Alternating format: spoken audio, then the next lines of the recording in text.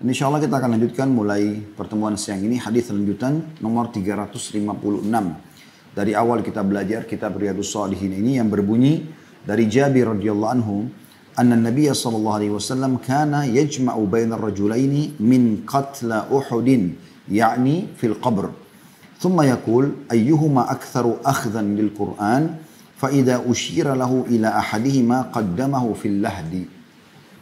Bahwa Nabi SAW mengumpulkan antara dua orang yang terbunuh dalam perang Uhud dalam satu liang kubur. Jadi satu liang kubur bisa dikubur 2 sampai 3 orang. Kemudian beliau bertanya, mana di antara keduanya yang paling banyak hafalan Al-Qur'annya?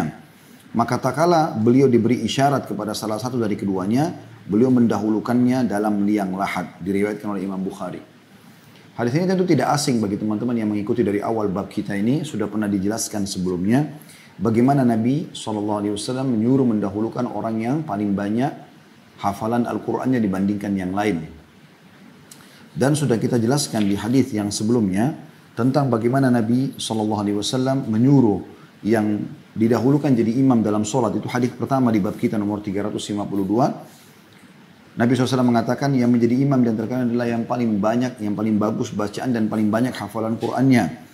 Kalau mereka sama, baru dilihat siapa di antara keduanya yang paling banyak hafalan hadisnya atau yang mengamalkan sunnah. Kemudian kalau keduanya sama, dilihat siapa yang lebih dulu hijrah. Dan kalau keduanya sama, maka dilihatlah yang lebih tua. Maka dilihat yang lebih tua dan ini urutannya. Nah di sini bacaan Al-Quran menjadi skala prioritas. Walaupun umur ditemukan lebih tua tapi bacaannya kurang baik atau hafalannya lebih kurang dari yang lebih muda, maka yang lebih mudah didahulukan tentunya. Diambil daripada kisah ini. Mutiara hadis teman-teman sekalian yang bisa kita ambil seperti biasa. Yang pertama adalah keutamaan para syuhada Uhud. Bagaimana Nabi SAW ikut menguburkan mereka secara khusus. Dan keutamaan tentu secara umum mengikuti peperangan-peperangan bersama Nabi SAW. Mereka adalah manusia-manusia pilihan di mana Allah lebih tahu. Ya, mereka adalah orang yang paling layak untuk menjadi para sahabat Nabi Ridwanullahi alaihim. Belum tentu teman-teman sekalian pada saat kita hidup di zaman itu kita bisa menjadi sahabat. Mungkin kita menjadi na'udzubillah orang-orang munafik atau orang-orang musyrik. Karena pada zaman itu belum ada fasilitas kayak sekarang. Islam belum sempurna semuanya. Di perang Uhud terjadi tahun 3 Hijriah. Dan sempurnanya seluruh syariat Allah SWT di tahun 10 Hijriah. Ya, atau tepatnya di awal tahun 11 Hijriah. Sebelum meninggal baginda Nabi SAW. Oleh karena itu teman-teman sekalian mereka punya keutamaan tersendiri. Ya, mendudukan sendiri dan ini wajar untuk dikenang. Apalagi para syuhada Uhud ini. Ya, mereka lah juga menjadi penyebab turunnya firman Allah Subhanahu Wa Taala. A'udzu billahi minasyaitonir rajim. Wa la tahsabanna alladziina qutilu fisabilillahi amwat bal ahya'un rabbihim yurzaqun. Janganlah kalian mengira orang-orang yang terbunuh di jalan Allah itu mereka meninggal. Tapi mereka hidup di sisi Tuhan mereka. Diberikan nikmat-nikmat, diberikan rezeki. Farihina bima atahumullah min fadli. Mereka sangat gembira terhadap apa yang Allah karuniakan kepada mereka. Al-ayat. Jadi mereka punya kedudukan tersendiri. Para syuhada Uhud. Dan sampai hari ini, syuhada Uhud menjadi tempat salah satu yang dianjurkan untuk diziarai. Karena baginda Nabi SAW sering menziarai para syuhada Uhud. Selain juga kuburan Baqi. Ya. Dan tidak ada perintah khusus untuk mendatangi atau menziarai kuburan syuhada Badr. Ya, padahal sebenarnya mereka lebih dulu meninggal daripada syuhada Uhud. Jadi mereka punya kedudukan tersendiri. Dan Allah Subhanahu Wa Taala dengan hikmahnya menjadikannya sebagai salah satu tempat ziarah yang dianjurkan di kota Madinah. Selain Masjid Nabawi tentunya yang pertama. Kemudian sholat di Masjid Quba. Kemudian menziarahi kuburan Baqi dan juga kuburan para syuhada Uhud. Dan mereka tentu orang-orang yang sudah berjuang di jalan Allah Subhanahu Wa Taala. Hanya saja dalam riwayat ini bagaimana Nabi SAW menjelaskan bagaimana membedakan siapa yang lebih utama di antara mereka. Dan itu masuk dalam mutiara yang kedua yaitu keutamaan para ahli Al-Quran. Jadi ini ada motivasi untuk menghafal Al-Quran. Jadi usahakan teman-teman sekalian hafalan kita selalu ditambah. Walaupun ayat demi ayat, beberapa ayat. Dan kita targetkan diniatkan hafal sampai 30 juz. Walaupun kita niatkan. Dan semua was-was syaitan yang mengatakan bahwasanya ya, 30 itu berat atau sulit atau apa saja itu harus ditepis semuanya. Tugas kita memulai dan selebihnya bertawakal kepada Allah Subhanahu Wa Taala. Targetkan mulai dari surah-surah yang pendek. kita mulai menambah dari juz 30, mungkin ada surah yang belum dihafal, mungkin pindah ke juz 29, ke 28. Kita pilih surah-surah yang pendek yang kira-kira bisa memudahkan kita untuk menghafal, kemudian kita bisa membacanya di sholat-sholat sunnah seperti sholat tahajud, sholat duha, sholat qabliyah, ba'diyah. Semua bisa diamalkan. Ya, termasuk juga dalam 2 rakaat pertama sholat wajib. Ya. Kalau duhur, asar, ya memang sir, tidak mengeraskan suara. Semua itu adalah tempat-tempat yang bisa kita ulangi. Begitu juga pada saat di kendaraan, di mobil, di motor, menuju ke tempat bekerja. Mungkin ibu-ibu lagi masak, mungkin lagi membeli kebutuhan bulanan di supermarket. Semua itu bisa digunakan untuk mengulangi hafalan-hafalan. Dinukil dalam sebuah kisah seorang salafus salih. Seingat saya, kalau tidak salah ini kisah Sufyan Ats-Tsauri, atau ada ulama tabi'in yang lain, tapi seingat saya beliau, bahwasanya pada saat beliau meninggal, salah seorang memimpikan, kemudian melihat dia lagi pindah dari kebun ke kebun surga, taman-taman surga yang indah. Kemudian dia sambil terlihat nikmat di wajahnya, lalu ditanya oleh seseorang yang memimpikan dia ini, tentu di mimpi tidak bisa diatur. Maka dia pun bertanya mengatakan, kira-kira apa, perbuatan apa, amalan apa yang paling membuat Anda puas sehingga menikmati surga seperti ini? Maka dia mengatakan, bacaan Al-Quran. Banyak orang masih melalaikan masalah ini. Tajwidnya masih dilalaikan, makharij hurufnya masih dilalaikan. Apalagi kita bicara masalah tambahan hafalan. Harusnya memang dipelajari Al-Quran dan tidak ada kata terlambat untuk mempelajarinya. Banyak di antara sahabat ridwanullahi alaihim, mereka masuk Islam di umur sudah tua, 40 tahun, 50 tahun, tapi mereka tidak mengenal kata terlambat untuk mempelajari Al-Quran, baik bacaannya, kemudian hafalannya, kemudian tentu menerapkan dalam kehidupan sehari-hari. Dia adalah pedoman hidup setiap mukmin. Bahkan kata Nabi SAW, Iqra'ul Quran, fa'innu ya'ti syafi'an di ahlihi yawmal qiyamah. Bacalah Al-Quran karena dia akan menjadi penolong bagi pembacanya pada hari kiamat. Dan cukup banyak ya keutamaan-keutamaan tentang masalah pembaca Al-Quran. Tapi intinya teman-teman sekalian, jangan dilalaikan kitabullah ini. Selalu dibaca. Ya. Dan bahkan ada keutamaan orang membaca 10 ayat pada malam hari. Ya, diberikan 1 kintar. 1 kintar itu lebih baik daripada dunia dan seluruh isinya. Kalau baca 100 ayat mendapatkan pahala yang melimpah. Apalagi kalau sampai 1000 ayat sudah tidak terhitung lagi nilai pahalanya. Jadi memang ada keutamaan yang menekankan kita untuk tidak pernah lepas dari Al-Quran. Jadi jangan luputkan masalah itu. Di zaman kita sekarang, alhamdulillah ada aplikasi Al-Quran di handphone sangat mudah untuk bisa dibaca. Lowongkan baca beberapa ayat di waktu-waktu Anda senggang. Maka itu sangat besar sekali manfaatnya. Dan di sini salah satu keutamaan Al-Quran selain di masa hidup memang dimuliakan dari zaman Nabi SAW dan sampai zaman kita mungkin sampai menjelang hari kiamat. Orang kalau hafal Quran langsung di mata setiap orang muslim dia adalah orang yang mulia. Walaupun mungkin punya kekurangan paras wajah, postur fisik, tapi tetap saja dia akan dimuliakan oleh Allah Subhanahu Wa Taala dengan Al-Qurannya. Dan tidak ada kata-kata sulit bagi seseorang yang ikhlas dan juga mau mengejar keutamaan. Allah Subhanahu Wa Taala akan mudahkan masalah itu. Setelah meninggal pun mereka didahulukan dalam memasukkan di liang lahat. Kalau seandainya pun satu liang lahat dimasukkan lebih daripada 1 orang. Ini punya keutamaan tersendiri. Kemudian yang ketiga yang terakhir mutiaranya adalah bolehnya menguburkan lebih dari 1 mayit di 1 liang lahat. Tapi syaratnya sebagaimana disebutkan dalam hadis ini, didahulukan orang yang paling soleh, yang paling banyak bacaan hafalan Qur'annya, kemudian ditumpuk di atasnya orang yang datang setelah itu. Ini tentang keutamaan mendahulukan ahli Al-Quran. Tentu dalam bab kita ini, seringkali Imam Nawawi rahimahullah mencampurkan antara riwayat-riwayat. Dalam arti kata, kadang-kadang satu urutan nomor hadis dibahas tentang masalah keutamaan ahli Quran, mungkin setelahnya dibahas tentang orang yang lebih tua. Mungkin beliau bisa kembali lagi kepada keutamaan orang yang punya hafalan Quran. Jadi memang dianggap ini adalah satu rangkaian. Kemudian selanjutnya hadis nomor 357 yang berbunyi dari Ibnu Umar radhiyallahu anhuma bahwa Nabi SAW bersabda, "Arani fil manami atasawwaqu bisiwak. Faja'ani rajulan ahaduhuma akbaru minal akhar fanawaltu as-siwak al-asghar faqila li kabbir fadafa'tuhu ila al-akbar minhuma."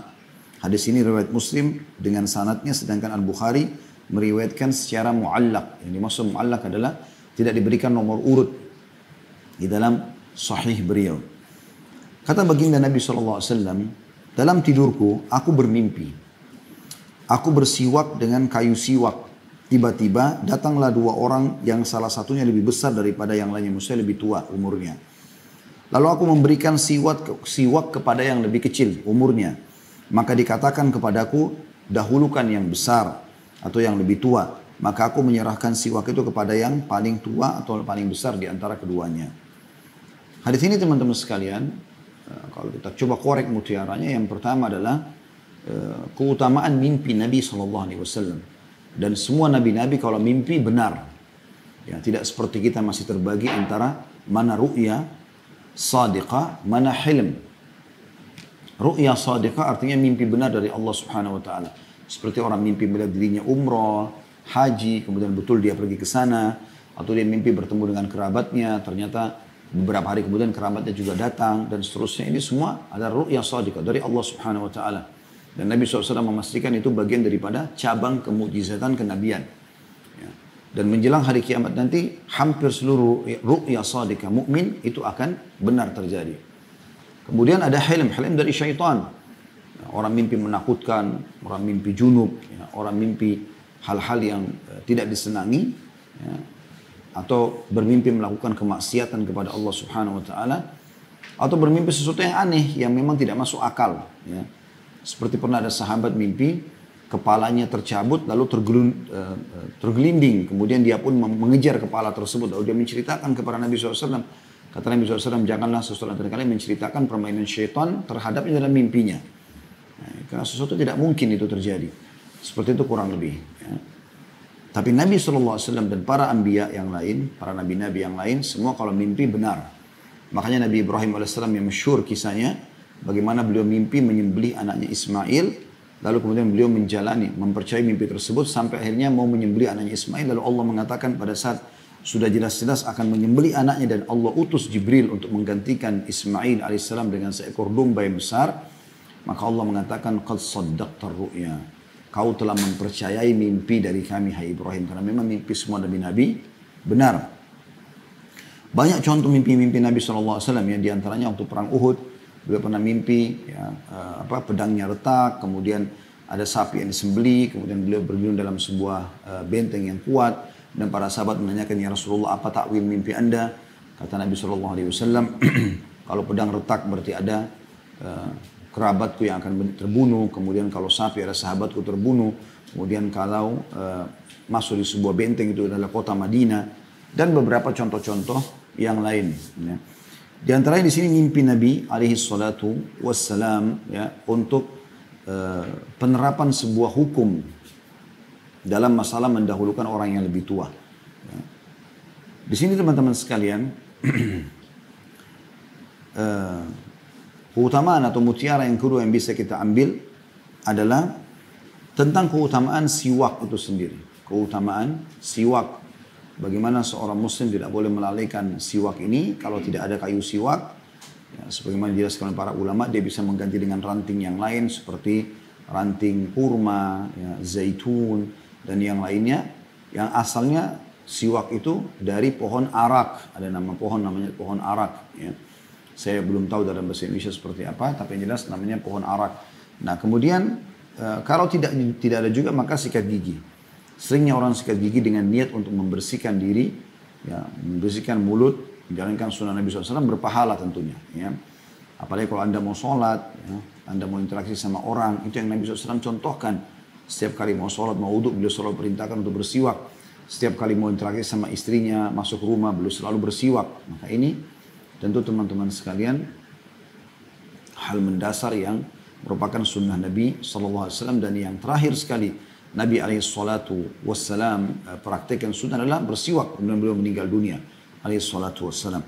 Dan siwak adalah bagian daripada syariat Allah Subhanahu Wa Taala dalam arti kata menjaga gigi dan merawatnya. Ya, makanya di sini Nabi SAW sampai mimpi khusus masalah siwak yang akhirnya menjadi seperti sebuah perintah juga dalam syariat Allah Subhanahu wa taala. Kemudian yang ketiga yang bisa diambil adalah bagaimana wasiat Allah Subhanahu wa taala kepada Nabi Muhammad SAW agar mendahulukan orang yang lebih tua dalam mimpi.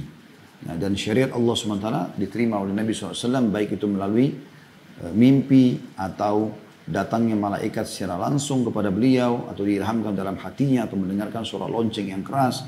Sebagaimana kita tahu beberapa proses penerimaan wahyu diantaranya dalam mimpi. Yang ketiga, yang ini pesan yang berhubungan dengan bahasan kita adalah mendahulukan orang yang lebih tua. Di dalam mimpi tersebut Nabi SAW melihat bagaimana beliau ingin memberikan siwak tersebut kepada orang yang lebih muda, lalu diperingatkan pada beliau. Ya. Di sini tidak disebutkan oleh siapa, kemudian misalnya ada para malaikat yang mewasiatkan menyampaikan pesan Allah SWT, dahulukan yang lebih tua. Maka beliau pun memberikan kepada yang lebih tua. Jadi ini mungkin bisa kita tarik dalam ini kehidupan kita sehari-hari. Ya kalau kita mau mendahulukan memberi minum, memberi makan, mempersilahkan dalam aktivitas yang tentu dibolehkan dalam Islam, kita dahulukan orang yang lebih tua. Sebagaimana nanti Anda akan lihat dalam beberapa riwayat ke depan insya Allah, bagaimana sangat tegas penyampaian dalam syariat untuk mendahulukan orang yang lebih tua. Selanjutnya hadis nomor 358 dari Abu Musa al-Asy'ari radhiyallahu anhu, beliau berkata, Rasulullah sallallahu alaihi wasallam bersabda, "Inna min ijlalillahi ta'ala ikrama dhis syaibatil muslim wa hamilil qur'ani ghairil ghali fihi wal jafi anhu wa ikrama dhis sultanil muqsit." Sesungguhnya hadis ini diriwayatkan Abu Daud dengan sanad hasan. Terjemahnya, sungguhnya termasuk bagian dari mengagungkan Allah Ta'ala adalah memuliakan orang muslim yang telah beruban atau tua. Kemudian pembawa Al-Quran yang tidak berlebihan dan tidak mengabaikannya. Dan yang ketiga adalah memuliakan penguasa yang adil. Hadis ini teman-teman sekalian menyebutkan tentang ada 3 golongan yang dianjurkan untuk kita muliakan. Muliakan artinya mendahulukan mereka kalau berbicara, mendahulukan mereka kalau berjalan, menghormati mereka. Dimulai dari golongan pertama, dan ini mutiara yang pertama adalah mendahulukan atau termasuk dalam memuliakan Allah Subhanahu wa taala, artinya menyanjung, memuji Allah, ya. Itu adalah memuliakan ikram dzsyaibatil muslim. Menghormati dan mengikram. Ikram ini lebih kepada memuliakan, mendahulukan, ya, berkorban untuk dia, itu namanya ikram. Orang-orang yang sudah tua dari kalangan muslimin. Orang-orang yang sudah tua dari kalangan muslimin, ya. Sebenarnya lebih tepat sih istilah dzsyaibati adalah orang yang sudah tua. Walaupun terjemahan tadi ada dibahasakan dengan uban, ya. Karena uban walaupun secara umum relevansinya dengan umur sudah tua, tapi banyak juga orang beruban belum tua, ya. Mungkin ada kita temukan orang yang sudah 50 tahun, 60 tahun, mungkin masih belum banyak ubannya. Sebagaimana dinukil bahwasanya Nabi SAW meninggal dunia di umur 63 tahun tidak ditemukan kecuali beberapa lembar uban saja. Ya. Baik dari jenggot beliau SAW ataupun di bagian kepala. Tapi yang saya ingat riwayat ada dalam jenggot beliau mungkin cuma 3-4 lembar saja. Sisanya tidak seperti itu. Ada juga orang di zaman kita sekarang mungkin umur 30 tahun, 35 tahun sudah banyak ubannya. Maka bukan uban yang jadi tolok ukur. Tapi memang umurnya. Kapan kita temukan lebih tua, maka kita mendahulukan mereka. Mendahulukan tentu sekali lagi pada hal yang dibolehkan dalam syariat, ya. Jadi bukan mendahulukan dalam kemaksiatan seperti memberikan khamr misalnya, atau mendahulukan dalam antrian bioskop, dalam diskotik dan segala macam, tidak masuk dalam masalah ini. Tapi kita mendahulukannya dalam hal-hal yang baik yang dibolehkan dalam syariat. Dan ini saksi bahasan kita. Kemudian yang kedua adalah mendahulukan pemilik Al-Quran atau pembawa Al-Quran. Tapi ada syaratnya. Pembawa Al-Quran yang tidak berlebih-lebihan dan tidak mengabaikannya. Siapa maksudnya? Jadi ada orang subhanallah mempelajari Al-Quran. Ya, mempelajari tilawahnya. Suaranya indah. Tapi bukan karena Allah subhanahu wa ta'ala. Mereka riak. Mereka memang untuk pamer. Ya. Hanya untuk menunjukkan kalau mereka itu hebat. Dan ini terjadi. Banyak orang seperti itu. Di dalam sebuah hadis yang sahih dinukil bahwasanya salah satu dari 3 golongan yang pertama dilemparkan dalam api neraka adalah seseorang yang Allah berikan Al-Quran. Ya, kemudian didatangkan pada hari kiamat. Lalu Allah SWT perlihatkan nikmat itu, bagaimana dia mulai menghafalnya, bagaimana suaranya indah, bagaimana dia diundang sana sini. Ya, kemudian dia tahu nikmat itu. Lalu Allah mengatakan, apa yang kau lakukan dengan apa yang aku berikan ini? Maksudnya dari Al-Quran, mudah menghafalnya, suaranya indah, makharij hurufnya juga bagus. Maka dia pun mengatakan, aku selalu membacanya untukmu ya Allah, di siang dan malam hari. Maka kata Allah SWT, kau telah dusta. Kau membacanya agar kau dikatakan qari', pembaca Al-Quran, hebat, suaranya bagus. Penghafal Al-Quran dijadikan sebagai bahan-bahan untuk sombong gitu kan. Dan itu sudah diucapkan, kau sudah dapat puji-pujian itu. lalu diperintahkan agar malaikat menyeret wajahnya di atas tanah, lalu dilemparkan ke dalam api neraka. Jadi satu sisi tentu harus difahami, ahli-ahli Al-Quran memang yang ikhlas, yang memang mereka tulus menjadi imam di masjid, mereka tulus mengajarkan, banyak guru-guru ngaji yang Masya Allah ikhlas, yang penting bagi mereka bisa mengajarkan Al-Quran bagi umat ini dan generasinya, maka mereka itu yang paling layak untuk didahulukan. Tentu tidak boleh berlebihan dan tidak mengabaikannya. Makna mengabaikan adalah faham isi Al-Quran tapi tidak mau tahu. Tetap terjerumus dalam kesalahan-kesalahan. Maka ini tentu berarti orang mengabaikan Al-Quran. Pada saat Al-Quran dia hafal, dia fahami, tujuannya untuk diamalkan. Bukan untuk dilanggar. Bukan untuk dilanggar gitu kan. Jadi ini perlu diketahui juga bagaimana kita menghormati mereka. Ya. Kemudian dari ini berarti menandakan kedudukan para pembaca dan penghafal Al-Quran. Yang ketiga adalah menghormati dan memuliakan pemimpin yang adil. Pemimpin yang adil. Jadi di sini maksudnya memuliakan mereka adalah bagaimana karena keadilannya, karena kesolehannya, maka kita menghormati dia, memberikan hadiah atau apalah kira-kira yang bisa kita memuliakan dia ya. Mendoakan kebaikan, itu jauh lebih tepat sebenarnya mendoakan, mematuhi perintahnya, itu semua masuk dalam masalah menghormati. Kalau ada yang bertanya, lalu bagaimana dengan pemimpin yang tidak adil? Maka jawabannya tetap harus dihormati, tapi tentu tidak semulia kalau orang itu adil. Ya, karena kalau adil ada dua perintah dari Allah SWT. Taat kepada wali amr dan juga perintah untuk mengikram atau menghormati, memuliakan mereka. Kalau dia tidak adil, dia zalim, maka ada satu perintah yaitu mentaati pemimpin, dan tentu gugur padanya memuliakan, dalam arti kata di sini ya, bukan berarti menghina-hinanya, tidak boleh. Karena kata Nabi SAW, siapa yang menghina pemimpinnya maka Allah pun akan menghinanya. Maka bukan tugas kita untuk itu. Sebagaimana banyak di antara masyarakat, semoga Allah berikan hidayah, tidak luput bisanya untuk mencaci maki sana sini, padahal sebenarnya dia bukan ahlinya, dia tidak tahu apa yang sedang terjadi. Sebagaimana juga Anda kalau di rumah, mungkin tidak ada yang tahu apa niat Anda, apa yang Anda kerjakan dalam rumah, dan kenapa Anda mencat rumah Anda warna putih, kenapa Anda memilih mobil warna putih, kenapa Anda memilih sepatu merek itu, kenapa Anda memilih baju merek itu. Anda lebih tahu masalah itu. Bukan kita orang lain tidak tahu masalah itu. Begitu juga dengan pemimpin, dari mana kita tahu semuanya? Kecuali memang Anda ahlinya, Anda bisa sampai suaranya, Anda bisa sampaikan, silakan. Ini bukan bahasan di warung kopi pinggir jalan atau di rumah-rumah, ibu rumah tangga yang sedang masak. Bukan bahasan, bukan alam mereka yang akhirnya hanya mendatangkan musuh-musuh pada hari kiamat. Dan ini berbahaya. Ya, bagaimana caranya kita minta maaf kalau kita keliru? Oleh karena itu tugas kita adalah minta petunjuk kepada Allah Subhanahu wa taala, menghakimi orang secara zahir, selebihnya kita tawakal kepada Allah Subhanahu wa taala. Hadis selanjutnya nomor 359. Hadis ini diriwayatkan oleh Abu Daud dan Tirmidzi, dan dikatakan oleh Tirmidzi hadis hasan sahih ya. Dari Amr bin Shu'aib, dari ayahnya, dari kakeknya radhiyallahu anhum ajma'in, beliau berkata, Rasulullah sallallahu alaihi wasallam bersabda, "Laisa minna man lam yarham saghirana wa ya'rif syarafa kabirana." Atau kabirina. Saya ulangi, "Laisa minna man lam yarham saghirana wa ya'rif syarafa kabirina." Bukan dari golongan kami orang yang tidak menyayangi anak-anak kecil kami dan tidak mengakui kemuliaan orang tua kami. Dalam riwayat Abu Dawud, hakka kabirina, dan tidak mengetahui hak orang tua kami.